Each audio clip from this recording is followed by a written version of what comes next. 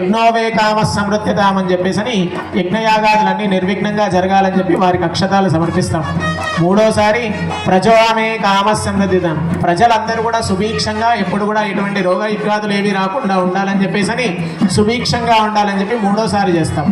నాలుగోసారి చిట్ట చివర మన ప్రజాపాలన ఎవరైతే పాలిస్తున్నారో మనం సంరక్షంగా పాలించాలి అని చెప్పి అన్న భావనతోటి నాలుగోసారి వారికి అక్షతారోపణ చేస్తున్నాం. ఈ నాలుగు అన్ని కూడా సుభిక్షంగా ఉంటే దేశం కూడా ఎప్పుడు కూడా సుభిక్షంగా ఉంటుందని ఆగమశాస్త్ర నిర్వచనం. వాడి అన్ని కూడా అందరూ కూడా సుభిక్షంగా ఉండాలని చెప్పి అక్షతారోపణం చేస్తాం. ధ్రువం తేజాజావరుణా ధ్రువం దేవో బృహస్పతి ధ్రువం ఇంద్రస్య అగ్నిశ్చ రాష్ట్రం ధారేదా ధ్రువం ఇదం బ్రహ్మగంధే త్వం ప్రాథైః యో వేదాన్ బ్రహ్మణో వేదానమృతేనామృతాంబురేం తస్మై బ్రహ్మ చ బ్రహ్మాద ఆయుకీర్తిం ప్రజాన్ దదుః.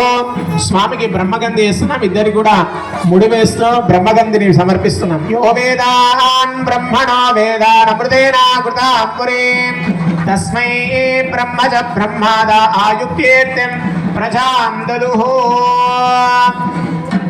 ఇప్పుడు ప్రధానమైనటువంటి ఘట్టంగా అమ్మవారు కలలో ఊహించుకుందంట. అమ్మవారు స్వామితో ఆడుకున్నట్టుగా ఎట్లా ఊహించుకుంది అని అంటే దాన్నే వారణమాయిరం అని చెప్పేసి ద్రవిడంలో పలుకుతూ ఉంటారు. అమ్మవారు స్వామివారితోని ప్రత్యక్షంగా బంధులతోని ఆడుకొని ఉందంట. ఇట్లా అదంతా కూడా వృత్తాంతంలో కలలో నిర్వహించింది. కానీ తెల్లవారు లేచి చూసేసరికి అమ్మవారి దగ్గర అంతా కూడా పూర్ణమైన ఫలాలతోని పండ్లు పూలు అన్నిటితోని కూడా నిండిపోయి ఉన్నాయంట.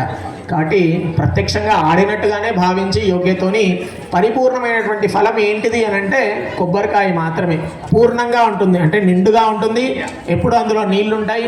అది ఆ బీజం కూడా ఎవరో ఎంగిలి చేసి వేసిన బీజంతో రాలేదు. ఆ చెట్టు మొక్క ఒక ఋషి తపస్సు వల్ల ఓ దేవతా అనుగ్రహం వల్లనే ఆ చెట్టు కూడా ఆవిర్భవించింది. అందుకే ఏ పూజా ఫలితానికి ఏ పూజకైనా మీకు ఏమంటారు, కొబ్బరికాయ అరటి పండ్లు మాత్రమే చెప్తారు. మిగతా ఏ ఫలాలన్నిటి కూడా అది పెరుమాలకు పనికిరాని ఫలాలు అవన్నీ కూడా. ఎందుకంటే అవన్నీ కూడా ఎంగిలి చేస్తే బీజం మనం బీజం కొరికి తిని వేస్తేనే ఆ బీజం చెట్టు మొలుస్తుంది, ఆ చెట్టుతోనే ఆ పండు వస్తుంది. కానీ అరటి పండుకి కొబ్బరికాయకి ఈ రెండింటికి మాత్రం ఎంగిలి లేకుండా దేవతా అనుగ్రహం వల్ల అవి ఆవిర్భవిస్తూ ఉంటాయి.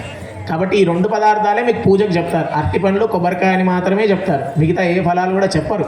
ఈ కాలానుగుణంగా మనకు అవన్నీ దొరుకుతున్నాయి కాబట్టి అవన్నీ పెట్టాలి, మనం తినడానికి మాత్రమే. కానీ పెరుమాలకు పనికిరావు. అందుకే పెరుమాలకు అర్పణ చేసేది కూడా అన్ని ద్రవ్యాలు కూడా ఏమంటే పూలు పండ్లు పూలు కూడా అవి కూడా అన్ని కూడా సువాసన భరితమైనటువంటివే సమర్పించాలి. అట్లాంటివి అయితేనే పనికొస్తాయి. కాబట్టి ఆ పూర్ణ ఫలంతో మనం పరిపూర్ణంగా మనం ఎట్లయితే యోగ్యస్థితి ఉంటామో ఈ పూర్ణ ఫలంతోటి మనం బంతి ఆటలను ఆడుతూ ఉంటాం. ఎట్లా అయితే అమ్మవారు అయ్యగారు ఇద్దరు కూడా వాళ్ళు కలలో స్వప్నంలో అమ్మవారు ఆడుకుందో స్వామితోటి, మనం ఆ ప్రత్యక్ష సందర్భాన్ని ఇక్కడ చూస్తున్నాం. సరే, దీనివల్ల ఫలితం ఏమిటి అని అంటే ఈ వారణమాయిరం అని చెప్పి 11 పాశరాలు ఉంటాయి. అమ్మవారు ప్రత్యేకంగా పాడుతూ ఈ బంతులు స్వామితోనే ఆడుతూ ఉన్నది. ఆ 11 పాశరాలని మేము సేవిస్తూ ఇక్కడ ఆడుతూ ఉంటాం.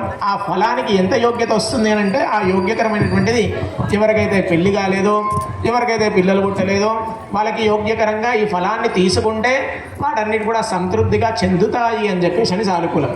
పెళ్లి కాలేదంటే మనం ఎక్కడి నుంచో పిల్లగాని తెచ్చి మనం చేయాలని కాదు, తొందరగా వస్తాడు అని చెప్పి అతి శీఘ్రంగా ఆ వరుడు ఎక్కడ ఉంటారో వారందరూ కూడా సంసిద్ధంలో వస్తారు. ఎట్లయితే అమ్మవారు కూడా స్వప్నంలో